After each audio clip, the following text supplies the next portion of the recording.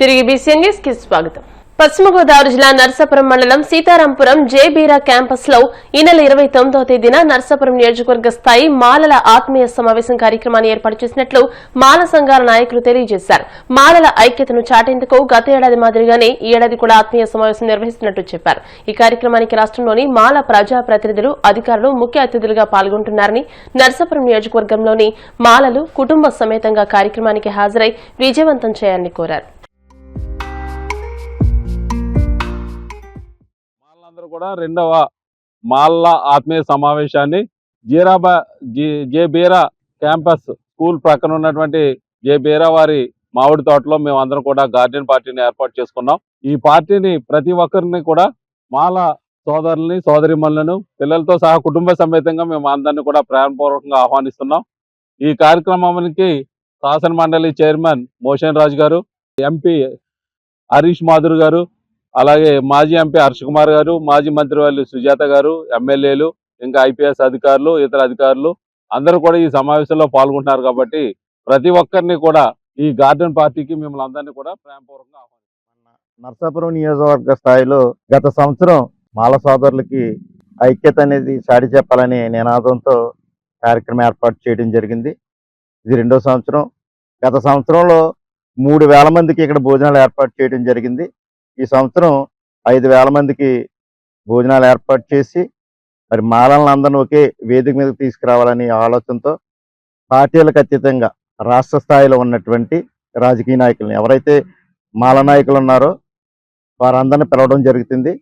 ముఖ్యంగా శాసనమండలి చైర్మన్ గారు మోషన్ రాజు గారు, మాజీ ఎంపీలు, ప్రజెంట్ ఎంపీలు, ఎమ్మెల్యేలు, దాంతోపాటు రాజ్యాంగం తెలిసినటువంటి ప్రొఫెసర్స్ని పిలవడం జరిగింది. ఈ కార్యక్రమంలో మరి న్యాయవాదులు కూడా విరివిగా పాల్గొంటున్నారు. నర్సాపురం నియోజకవర్గ మాల్ల ఆత్మీయ సమావేశం 2వ వార్షికోత్సవంగా జరుపుకుంటున్నాం. ఈ కార్యక్రమానికి రాష్ట్రం నలుమూల నుంచి కూడా ఎమ్మెల్యేలు, మాజీ ఎంపీలు, కొయ్య మోషన్ రాజు గారు, శాసనమండలి చైర్మన్ గారు మాలల యొక్క ఆత్మగౌరవం కాపాడుకునే విధంగా రేపటి రోజుని మాలలను ఐక్యత చేయడం కోసం ఈ కార్యక్రమాన్ని చేయడం జరిగింది. ఈ కార్యక్రమంలో ప్రతి గ్రామ పంచాయతీ నుంచి, ప్రతి గ్రామాల్లో ఉన్నటువంటి పేటల నుంచి, ప్రతి పేటకెళ్ళి అందరిని ఆహ్వానించడం జరిగింది. పేరున గ్రామాన్ని.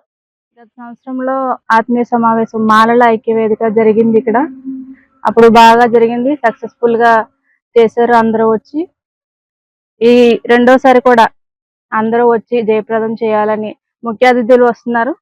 మీ పత్రిక ద్వారా మేము తెలియజేస్తున్నాం. ఉద్దేశాలను ఒకే వేదిక మీదకి తీసుకురావాలనే సదుద్దేశంతో ఈ కార్యక్రమం ఏర్పాటు చేయబడింది. గత సంవత్సరం చాలా సక్సెస్ఫుల్గా 3,000 మందిని గ్యాదర్ చేసి మరి ఎంతో సక్సెస్ చేసిన అందరికీ కూడా ధన్యవాదాలు. అదేవిధంగా ఆ కమిటీ అంతా కూడా ఎంతో కష్టపడి గత 2 నెలలుగా నియోజకవర్గం, రాష్ట్రంలో ఉన్న ముఖ్య నాయకులందరినీ కలిసి కూడా ఈ సమావేశానికి ఆహ్వానించడం జరిగింది.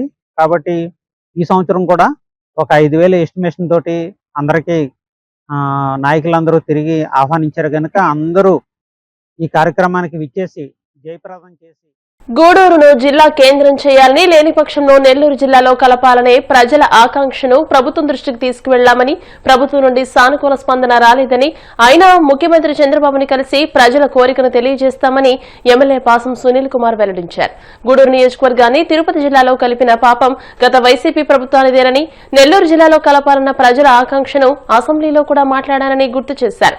ఎన్నికలకు ముందు ముఖ్యమంత్రి చంద్రబాబు, మంత్రి నారా లోకేష్ హామీ ఇచ్చారని, కానీ ఎందుకిలా జరిగిందో అర్థం కావడం లేదని అన్నారు. మరలా ముఖ్యమంత్రిని కలిసి ప్రజల ఆకాంక్షను తెలియజేస్తానని అన్నారు.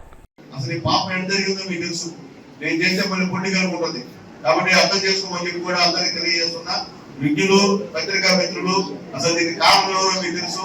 ఆ కారణం కూడా విశ్లేషించండి.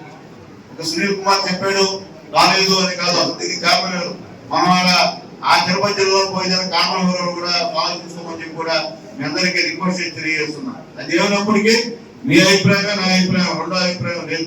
ఆ రోజు ఓట్లు కూడా అడిగా, ఏమని అడిగాను, మనల్ని ఖచ్చితంగా మా నాయకులు నెల్లూరు జిల్లా కలుపుతారు అని అడిగా. ప్రజలందరూ కూడా ఆ రోజు ఓట్లు వేశారు. ఈ విషయంలో ఇక్కడ కూడా మా ప్రజలే కాదు, తెలుగుదేశం పార్టీలో ఉన్న ప్రతి క్యాడర్ కూడా అసంతృప్తి వ్యక్తం చేస్తున్నాయి. వాస్తవం నేను చెప్పకూడదని చెప్తున్నాను. ఖచ్చితంగా మనం అయితే నెల్లూరు జిల్లాలో ఉండాలంటే మాట్లాడుతున్నాం. ఇప్పటికీ మనం ఏదైనా సరే అమలుగా చేసుకోవాలి. ముఖ్యమంత్రి గారిని వాళ్ళని రిక్వెస్ట్ చేసుకోవాలి. అంతేగాని మన స్టోర్ ప్రకారం మనం మాట్లాడితే అది కాదు. ఏదైనా కార్యసాధన చేయాలంటే ఖచ్చితంగా రిక్వెస్ట్ అనేది చాలా అవసరం. ఈ విషయంలో ఏదైతే మా గూడూరు ప్రజల వైపే అభివృద్ధి అయితే కాదు, ఆ ప్రజల అభిప్రాయమే ఆ అభిప్రాయం.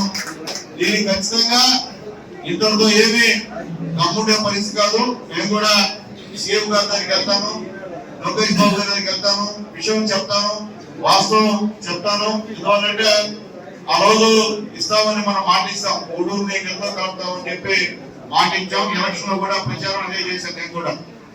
కానీ ఈ రోజు ఆ ప్రతిపాదనే లేకుండా ఉన్నాం. నిజంగా కట్లో నీళ్ళు వస్తున్నాయి. ఎందుకంటే ఈ రోజు ప్రజల మనోగతం అంతా అదే. ముఖ్యంగా పేదవాళ్ళు ఒక అద్దె తీసుకెళ్లాలంటే ఎంత ఇబ్బందో అర్థమయ్యే పరిస్థితి. ఈరోజు ఎమ్మెల్యేలు పోవాలన్నా అక్కడ ఎంత దూరంగా అధికారుల ఆఫీసులు ఉంటాయో అర్థం కానటువంటి పరిస్థితి. పేదవాళ్ళు పోయే పరిస్థితి కాదు. అట్లాగే ముఖ్యంగా పోలీస్ సిబ్బంది కానీ, రెవెన్యూ సిబ్బంది కానీ, వ్యాపారస్తులు కానీ అనేక ఇబ్బందులు పడుతున్నారు. పోలీస్ సిబ్బంది అయితే ఎక్కడ ఏం జరిగినా మన గూడూరు సంబంధించిన వాళ్ళు డ్యూటీకి పోతాం. అన్యాయం. నేనైతే ఇద్దరు పోలీసులు ఏడ్చారు దగ్గరకు వచ్చి. నిజంగా వాళ్ళ నుంచి కడుపు పడిపోయింది. అంటే ఇన్ని బాధలు పడతా కూడా ఓర్చుకుని వాళ్ళు బయటపడలేక గమ్మున్నారు. కాబట్టి ప్రజల యొక్క ఆవేదనని ఖచ్చితంగా సీఎం గారు అర్థం చేసుకుంటారని చెప్పి నమ్మకం మాకుంది. దీంట్లో కూడా నేను మళ్ళీ తెలియజేస్తున్నా పత్రికా మిత్రులు కూడా, అయ్యా నా ప్రయత్నం అయితే ఖచ్చితంగా నేను చేస్తాను. దీంట్లో అయితే ఇంకో మాట లేదు. అది ఏమైనా నాకు రాజకీయంగా తర్వాత భవిష్యత్తు లేకపోయినా నేనైతే ఈ విషయంలో కట్టుకుంటానని చెప్పి కూడా నేను మాటిస్తున్నా. నేను పోటీగా చేయట్లేదు. ఇక్కడికి వచ్చిన వెంటనే ముందుగా పత్రికా మిత్రులు కానివ్వండి, అలాగే వ్యాపారస్తులు కానివ్వండి, యూటీఎఫ్ వాళ్ళు కానివ్వండి, అందరికన్నా ముందుగా మా రెవెన్యూ సంబంధించినటువంటి అధికారి మా ఎంఆర్ఓ గారు, అలాగే మా ఎంపీఓ గారు, ఇక్కడ ఉన్నటువంటి ప్రజా సంఘాలు, మా వెలుగు వాళ్ళు అందరూ కూడా రెప్పండిని తీసుకొచ్చి ఇచ్చారు. వాళ్ళందరి అభిప్రాయం, వాళ్ళ గుండెలో ఉన్న అభిప్రాయం మన గూడూరుని నెల్లూరులో కలపాలి, లేకపోతే జిల్లా కేంద్రం చెప్పి అందరూ కూడా చెప్తున్నారు. మా వంతు ప్రయత్నం నేను చేశా. ఒక శాసనసభ్యుడిగా గూడూరులో పుట్టినాను కాబట్టి, మీ అందరి దేవాలో ఎమ్మెల్యే గెలిచాను కాబట్టి అసెంబ్లీలో ప్రస్తావించా. ఆల్రెడీ సీఎం గారి దృష్టికి తీసుకెళ్లాను, నాయకుల దృష్టికి తీసుకెళ్లాను, మంత్రుల దృష్టికి తీసుకెళ్లాను. అల్లూరి సీతారామరాజు జిల్లా పాడేరు సమీపంలోని వనజంగి మేఘాల కొండకు పర్యాటకులు విశేషంగా తరలివచ్చారు. మంచు దుప్పటి కప్పినట్లుగా ఉండే ఈ ప్రాంతంలో కొండల మధ్య నుండి ఉదయించే సూర్యుడిని చూసేందుకు పర్యాటకులు పోటెత్తారు. తెల్లవారుజామున 3 గంటల నుంచే అటవీ ప్రాంతంలో నడుస్తూ ఆపసోపాలు పడుతూ పైకి వచ్చారు. అయితే మేఘాల కొండలపైన ఆహ్లాదకరమైన వాతావరణాన్ని ఆస్వాదించిన తర్వాత కష్టాన్ని మరిచిపోయామని పర్యాటకులు చెబుతున్నారు.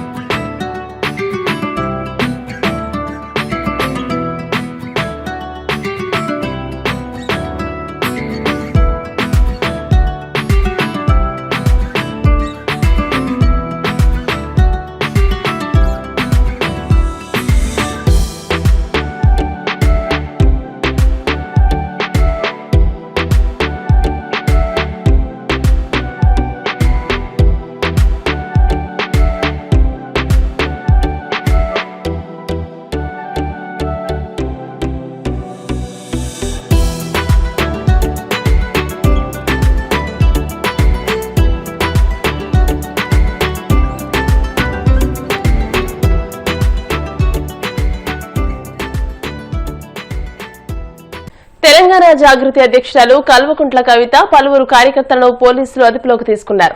కామారెడ్డిలో రైలు రోకో చేపట్టిన కవితను అడ్డుకునేందుకు పోలీసులు ప్రయత్నించడంతో కార్యకర్తలకు పోలీసులకు మధ్య స్వల్ప వాగ్వాదం తోపులాట జరిగింది. ఈ నేపథ్యంలో పోలీసులు వారిని అదుపులోకి తీసుకున్నారు. తెలంగాణ రాష్ట్రంలో బీసీలకు 42% రిజర్వేషన్లు కల్పిస్తామని కాంగ్రెస్ పార్టీ హామీ ఇచ్చిన విషయం తెలిసిందే. ఈ హామీ మేరకు గ్రామ పంచాయతీ ఎన్నికల్లో బీసీలకు రిజర్వేషన్లు కల్పించాలని డిమాండ్ చేస్తూ కవిత తెలంగాణ జాగృతి ఆధ్వర్యంలో రైలు రోకో చేపట్టారు. కార్యకర్తలతో కలిసి కవిత రైల్వే పట్టాలపై బైఠాయించి నిరసన తెలియజేశారు. వారిని పోలీసులు అడ్డుకునే ప్రయత్నం చేయగా తోపులాట జరిగింది.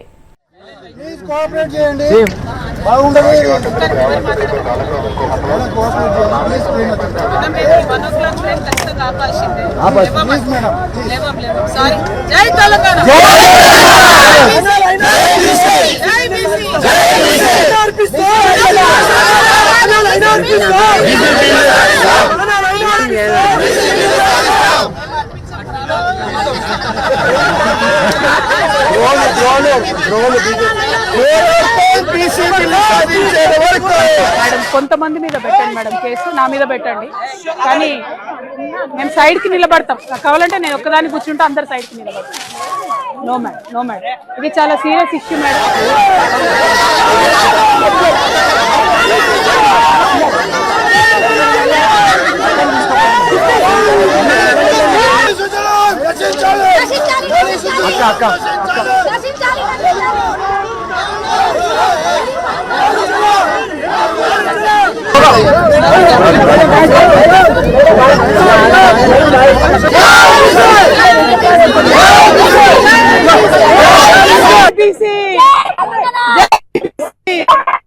జై తెలంగాణ, జై తెలంగాణ, జై బీసీ, జై తెలంగాణ.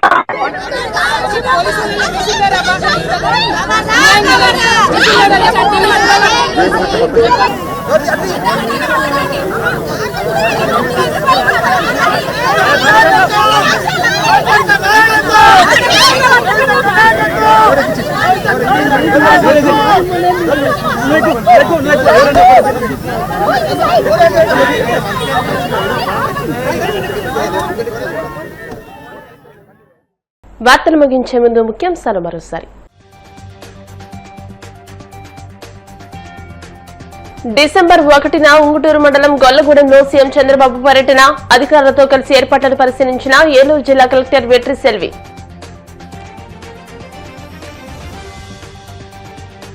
తాడేపల్లి వైసీపీ కేంద్ర కార్యాలయంలో ఘనంగా మహాత్మా జ్యోతిరావు పులే వర్ధంతి కార్యక్రమం, పులే చిత్రపటానికి పూలమాల వేసి నివాళులర్పించిన వైసీపీ నేతలు.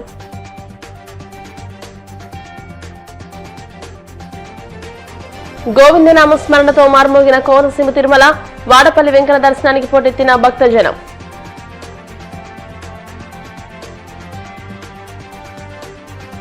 కామారెడ్డిలో రైలు రోకో చేపట్టిన తెలంగాణ జాగృతి అధ్యక్షురాలు కల్వకుంట్ల కవిత, గ్రామ పంచాయతీ ఎన్నికల్లో బీసీలకు రిజర్వేషన్లు కల్పించాలని డిమాండ్.